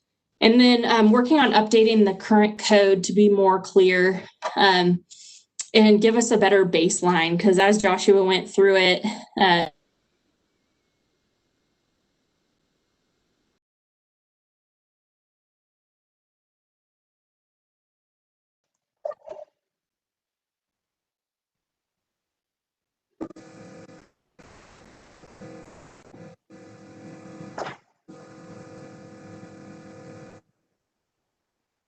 Hans, this is, I'm assuming because it looked like her light had gone off. Nope, she's back. Did you have a power surge, Michaela? Yeah, that was like a power, like everything shut down in City Hall. Okay, we got you. Let's roll. Okay. So anyways, we're back. So we'd be updating the code just to read more clearly so that we have a good baseline to work from when we start the actual boundary adjustment work in July. And so that's a tentative timeline, suggested timeline. And then with the last part of that slide was the long-term goals. And that's really to work alongside city staff and bring those options into an actual product that we can put forward to council. And so that is it for now. If you have any immediate questions, I don't want to take up any more time, but you can always email me. And Lisa, I see your hands up, and then I see Summers, and then maybe we can move on. Okay, no for Lisa. No for me, sorry. Okay, and then Summer. Just briefly, as we're talking about this code change and others, is council receptive to the idea of changing the level of detail of code? So for example, the city code right now has all the names of the NAs. Does that level of detail need to remain in city code? Is that what council is looking for? And I'm just kind of thinking about that in general. Sure. Ian, I think, did you get that? Yeah, I can. I mean, I can speak to that. I said, you have no idea. I mean, that's kind of one of the timing issues. Is it more productive to kind of suss out what council is interested in regarding what our code says, what it doesn't say, what they think might need to be addressed in the code before we or all of you or other people embark on a big project? Because we don't know yet, but I think those are pretty important questions. Okay, thank you.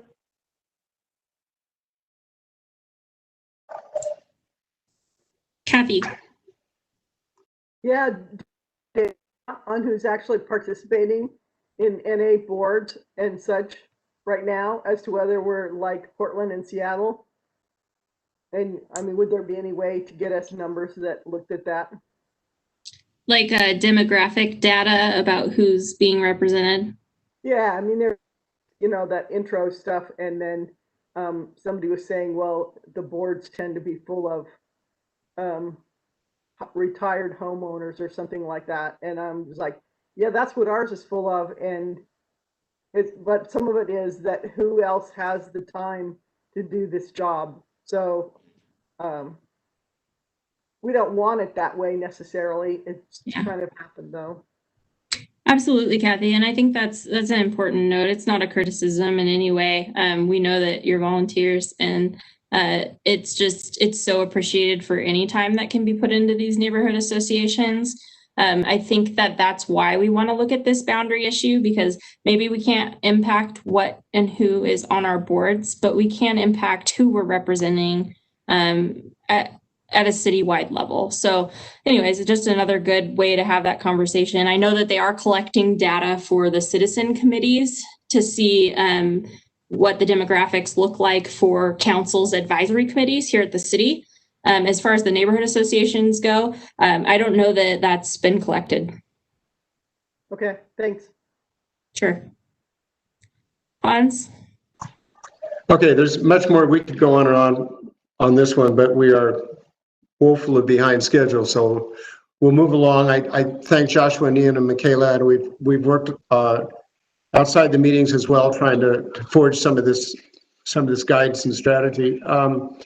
Working group updates, and I am going to let Lisa, the newly elected chair of the Land Use Working Group, go through the code change recommendations. I suggested a point. She's going to give us some product to consider that will need a motion of NLA support, and speak also to council work session review. So Lisa, kick it off, and I'll try and stay out of your way. Thanks, Hans. Land Use Working Group has been hard at work. Another month here. I can't believe how quickly time flies.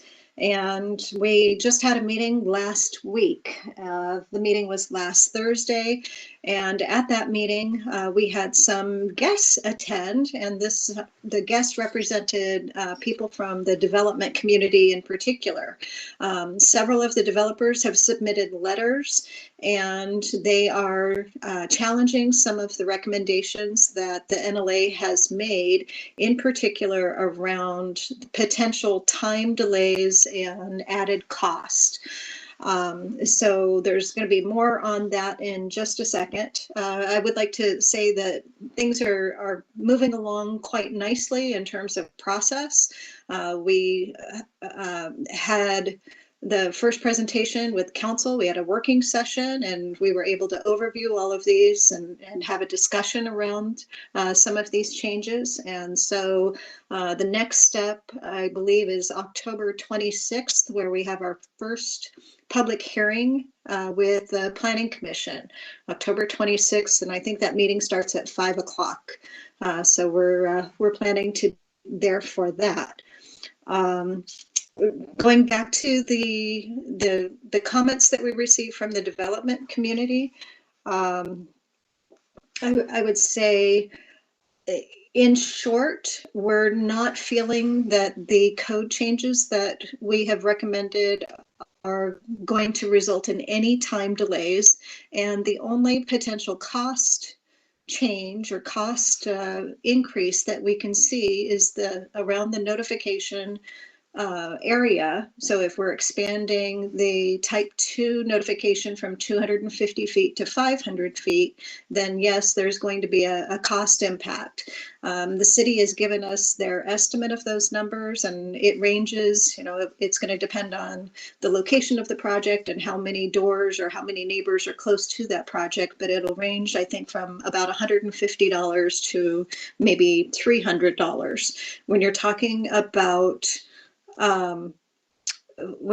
about projects of that size, we don't feel that an extra, call it $150, is that much to ask in exchange for how many more neighbors are going to be notified of that project. So it's a balancing act that we are trying to walk, where get additional input from citizens. Our goal is to increase the notification area.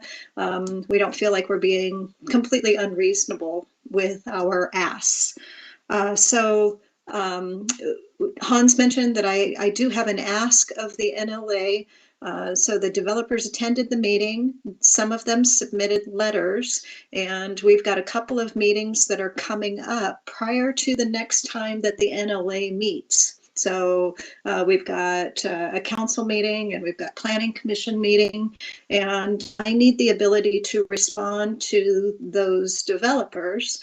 I think, Michaela, you were able to send out my draft of the letter, and Mike Walker and I primarily worked on that letter, and most of the other land use working group, I don't know that they've had a chance to review. So I need a little bit of flexibility to make some edits to this letter.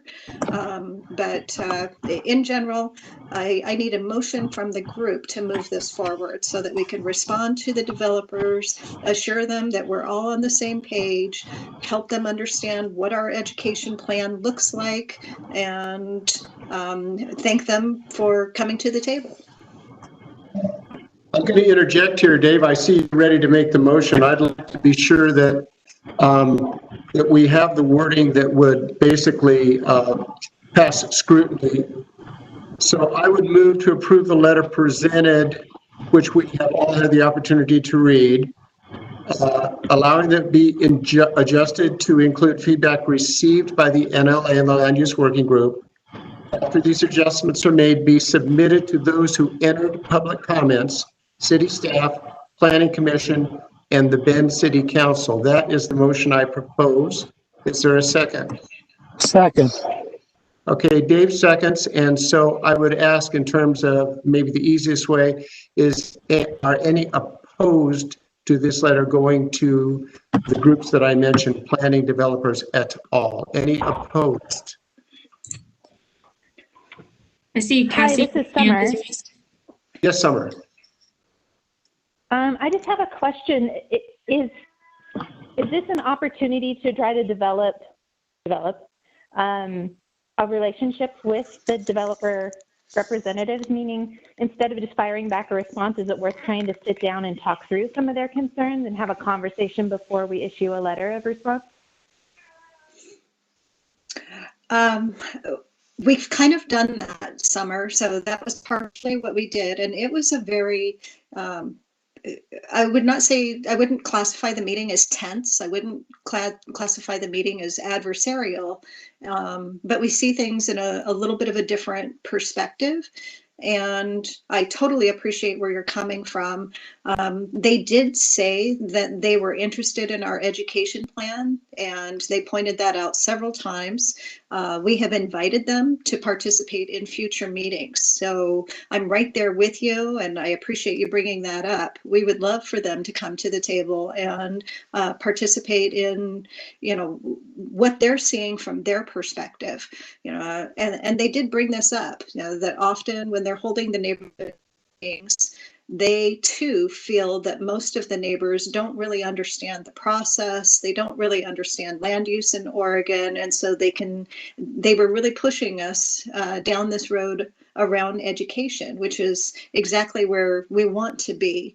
But around these code changes, this is something that we considered this low-hanging fruit when we looked at all of the potential code changes that were presented, not just with the BNC letter, but discussed among land use chairs. And so, long story, I feel like we will be working on a relationship with them. I think some of us already have relationships with some of these developers, just because, for example, Polish is planning a big development in Southern Crossing. And so Debbie DeWeese has had a really good experience in working with them. And I think some neighborhoods have had great experiences in working with many of the developers. So we're not at odds. I do believe that we just see the timelines a little bit different, and I think that they are looking at worst case scenario. Somebody used the term, I think maybe it was Ian, that developers are really concerned about their margins, and when you're planning a big project, it's death by 1,000 cuts, I think was the term that he used. We're not trying to make their world more difficult. What we are trying to do is help them understand that if they can help us with this education process, it's going to benefit them. It's going to save them time, energy, and money ultimately. So that's, does that help, Summer? Okay. I'm going to jump in because I had my hand up first.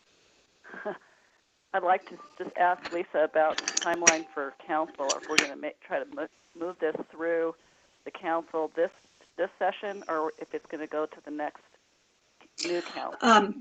We are really trying to work this through this session, just because we don't really want to go through the education process with new counselors. We feel like if we don't move it through with the current council, then we're going to have a time delay. I didn't think, you might not have seen my chat because my microphone wasn't working, but I support that wholeheartedly. For this council to be in the evaluation process. So I wanted to make sure that was documented. Thank you. That's a great point. Thank you, Cassie. I did want to give a brief update around the micro units. And before I do that, are there any other questions? I can't see hands. Lisa, I think we still have an outstanding vote to complete. Oh, sorry. So I'll ask again, in terms of that motion of a letter in response, are there any opposed to that motion? Okay, then the motion is passed unanimously. And just very briefly to the question of timing, yes, we would like to do this in this council session.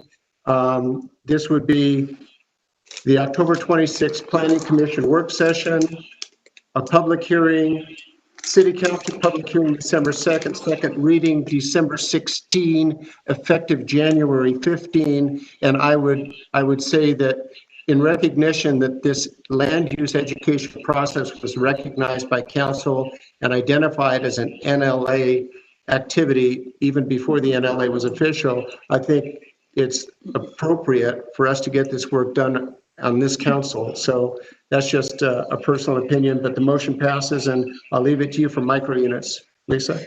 Thank you, Hans. Again, I'll try to be brief. So a lot of you know that we've been working on the discussion around Bend Development Code changes to allow these micro units, and we've been in support of many of the other code changes, but we had a little bit of heartache where it concerns some micro units, and so the NLA prepared.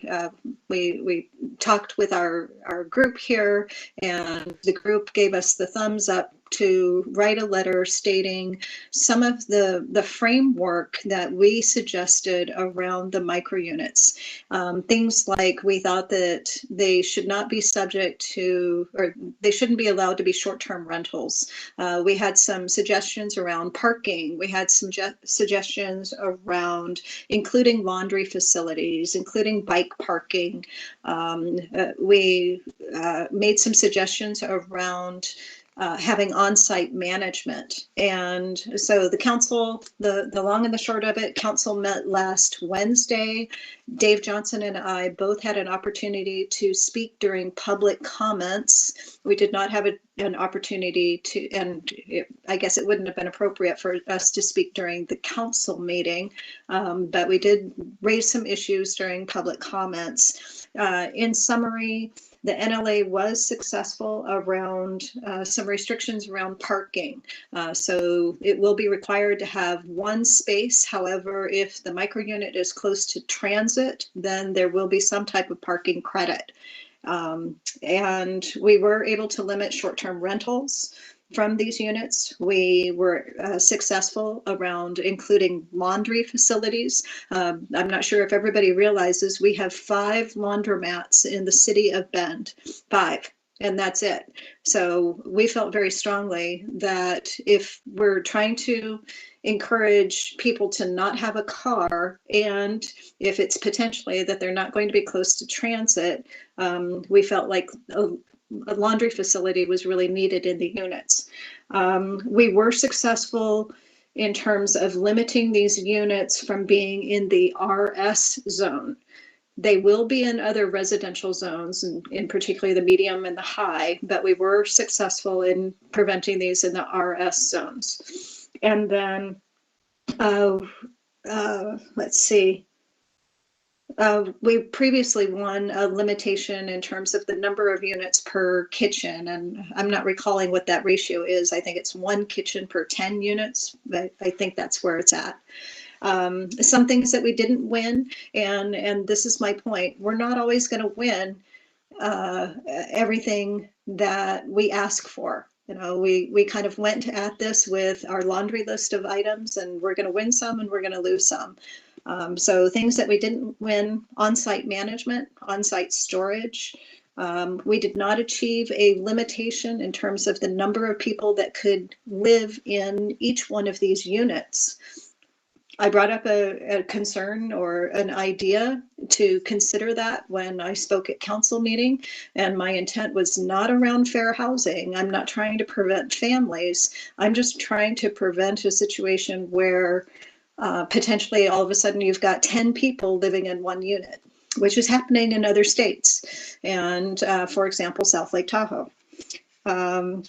We did not win any concessions around some of our arguments around reasonable access to amenities. So access to restaurants, access necessarily to bus lines.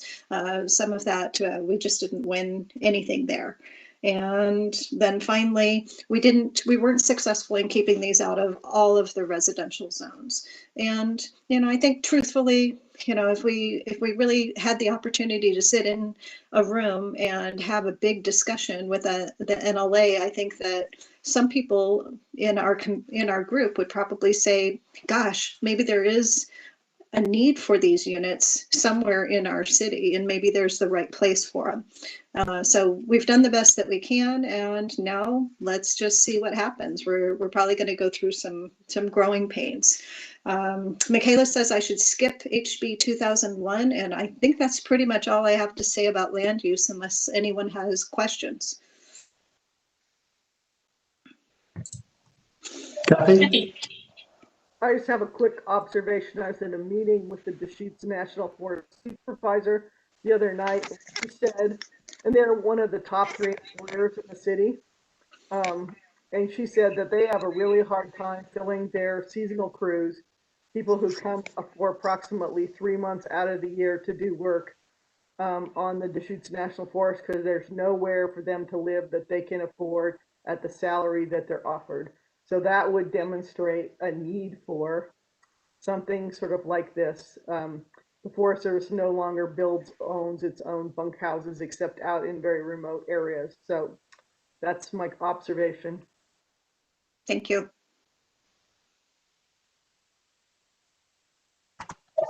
Thank you, Kathy. Okay, with that, and thank you, Lisa. And that wasn't much time to even describe all that was accomplished in the last weeks and months. Let's move on to, I do want to have time for our reports, and I know we're running late, but there are going to be, on October 26th, I referenced the timeline for the Planning Commission, the next work session on the code change recommendations that we are trying to get through. I am suggesting that Lisa and Dave continue to represent us at that Planning Commission as the NLA representation, which doesn't at all limit any of us from attending and staying connected to that process. The next thing I want to mention is also Juniper Ridge amendments. So the Planning Commission is working and will, on Thursday, October 15th, the Juniper Ridge Management Advisory Board will be finalizing their council work plan recommendation. I think this is an opportunity for the NLA to participate in this important land use activity. I'd like to see a couple of people there. Logically, Lisa, as the land use chair, would be very appropriate. And not to catch you unaware, Kathy, but that's right in your area geographically, in your proximity. If that is something that would be of interest to you to be representing NLA, I think it would make a lot of sense for the NLA and for your neighborhood association if that's something you'd like to join in on. Yeah, sure. I think that our land use chair, Jimbo, will be there, and I have to be careful that as secretary, I don't walk all over his territory. But what was the time again? In the plate or the? I guess I need a Zoom or a virtual meeting invite. But yeah, I could probably do it. Okay, yes, thank you. I don't have a time unless Michaela does. I only have the date of October 15.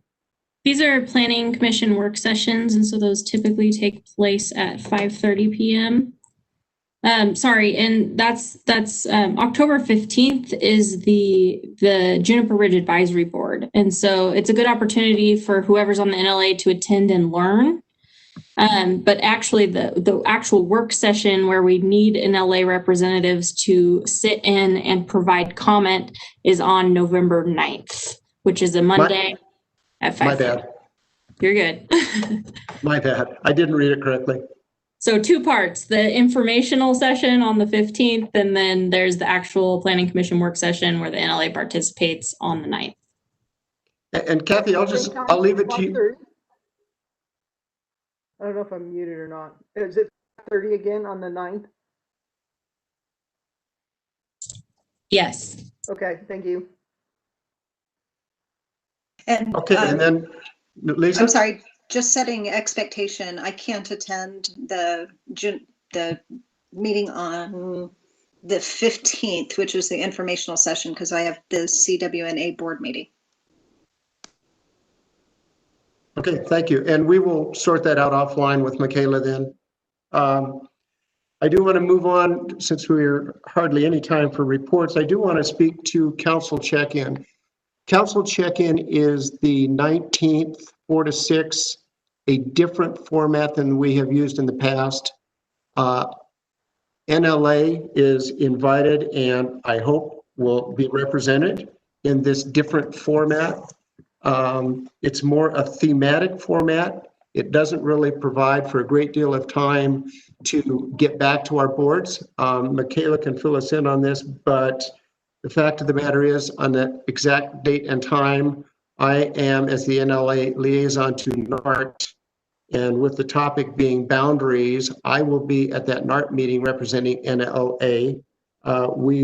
It would be great to have a couple of NLA reps in the council check-in to speak on behalf of NLA and make some input. So I would like to ask for a couple of volunteers.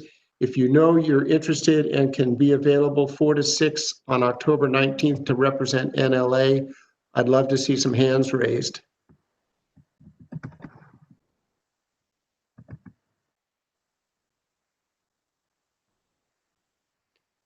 Okay, not seeing any hands raised. Kathy? I can maybe do that. Send me a something invite and I'll check it against my calendar. I have too many things that I'm trying to check here, and I know you're in a hurry, so.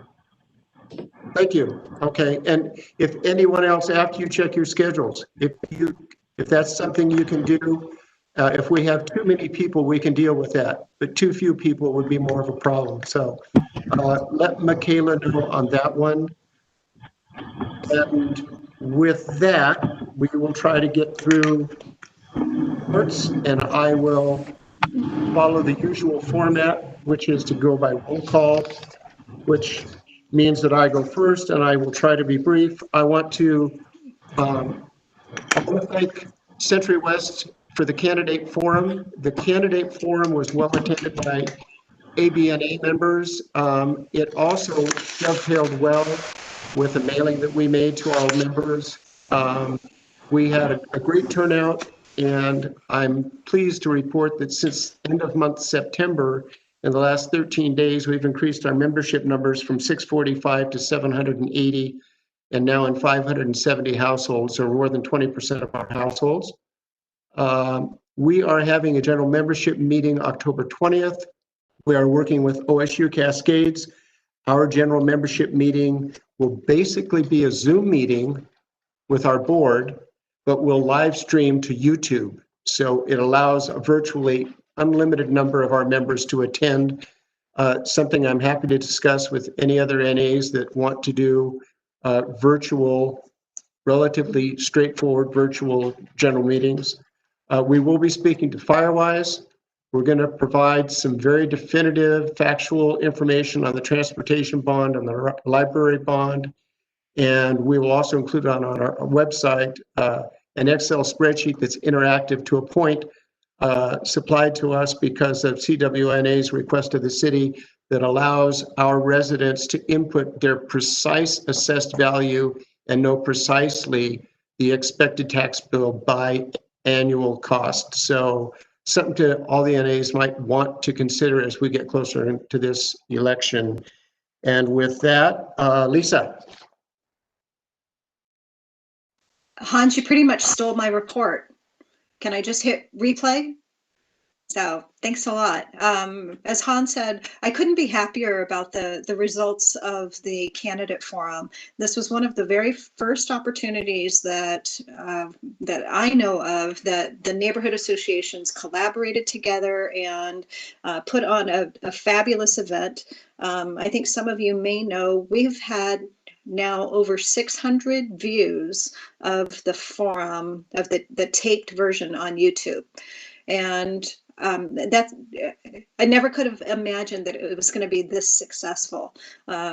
Nathan tells us that at any one time, when I think people were tuning in to watch the candidate forum, and they wanted to see particular candidates. And so our attendance ranged from 125 to maybe 175 people that were tuned in.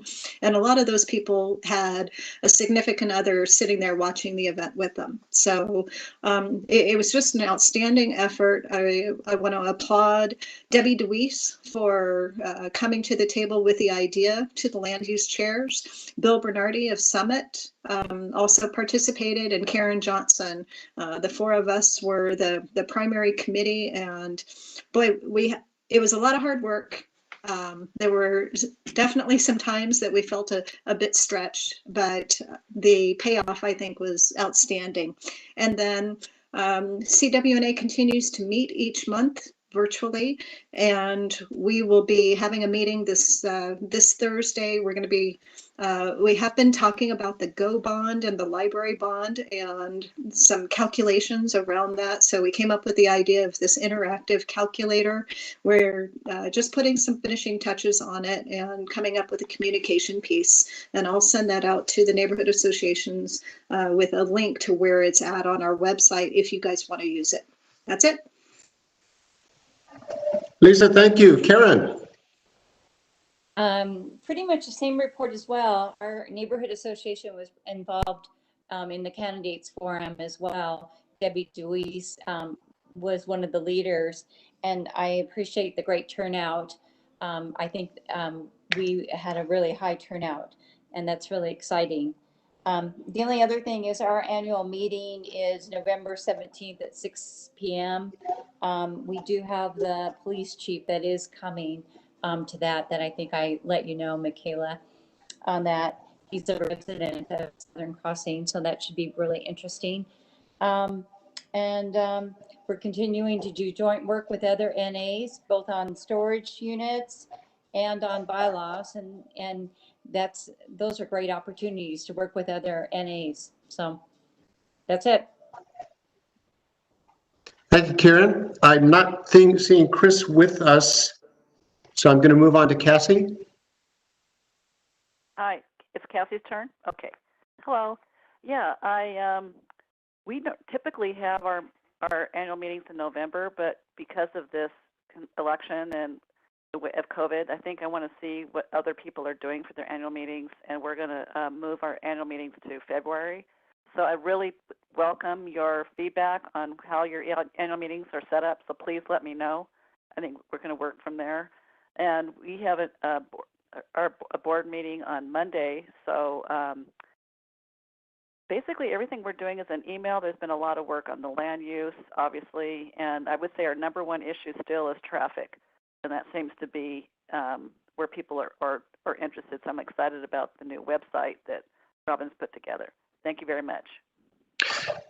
Cassie, get a hold of me, give me a call before your board meeting, and I'll tell you exactly how we're conducting our general meeting. It might be helpful. Thank you. Dave Johnson. Yes. First of all, I want to give a shout out to the group that put the candidate forum together, and especially Karen Johnson on our board. Also, Karen Bergvik, I was going to ask who it was that wanted to share storage, because Old Farm is interested. I've been in contact with your chair, so right now it's Old Farm, Southern Crossing, and so a board member has taken that over from me, so he'll be in contact with both the chair of your association and Lisa on the details. The chair has passed it down to me, so. Oh, okay. So, I didn't know that. so make me the official point of contact for Old Farm. Okay, I will do that. Thank you. That's all from me.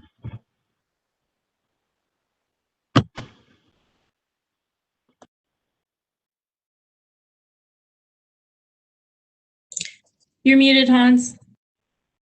I hit the button too many times. Elizabeth, are you with us? I am. with you. I have a really brief update. Our Southwest Bend NA joined the City Council Candidate Online Forum as our annual meeting. And a lot of great work was done on that. We have a new website and it is live, and so that's pretty exciting. And we have an active green team that has met 3 times this summer, the last Friday of each month, that walks primarily along Brookswood and picks up trash. And so that's been going along. We have one more scheduled pickup at the end of October, October 30th, and that's contributing to the Bend Beautification Program. And that's everything. Thank you. Sounds great. Kathy. Muted, Kathy. Okay, there I am. We're having a meeting, Boyd Acres is having a meeting, general meeting tomorrow. We're going to talk about Veterans Village. It's going to be a virtual meeting. And we're planning a pumpkin decorating contest with some prizes to be closed just after Halloween. And we still have concerns about speeding. It seems that Northeast 18th with the roundabouts at either end of it are a great racetrack. And we have concerns about fireworks coming up on for New Year's. And we're working with some of the other neighborhoods on that. And so we're also concerned about representation for neighborhood area, because it seemed that when we added up how many people or tax lots were in the 3 neighborhoods with the most concerns about fireworks, that was much more than 1/3 of the tax lots in the city. So I volunteered to work with Michaela, or sent my name in to Michaela to say I'll work on the boundaries of all these neighborhoods, because it seems like we would want to get more equity between neighborhood associations. And that's all I have. Thanks, Kathy. And thanks for pointing that out, because I think that's a clear example of where this equity piece is headed. I mean, that's really what we're trying to achieve. So thanks for bringing up an example. I think it helps all of us when we try to articulate that to our boards. And Summer.